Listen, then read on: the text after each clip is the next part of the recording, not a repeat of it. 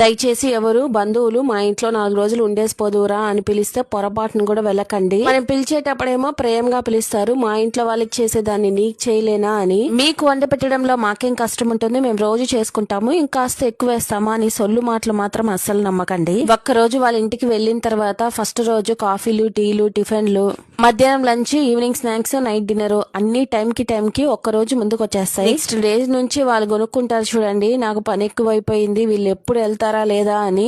ఎంత blood relationship అయినా చేయి చాచి రూపాయి అడగండి, ఒకవేళ అడిగినా కూడా తిరిగి ఇచ్చే స్టేజ్ లో అయితే మనం ఉండాలి.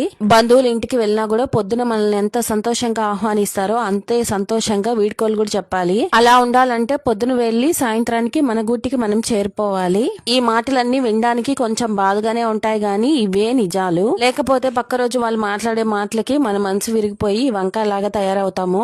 సబ్స్క్రైబర్స్ ఇంతకీ ఈ విషయం పైన మీరేమంటారో తప్పకుండా కామెంట్ చేయండి. Tata, bye bye.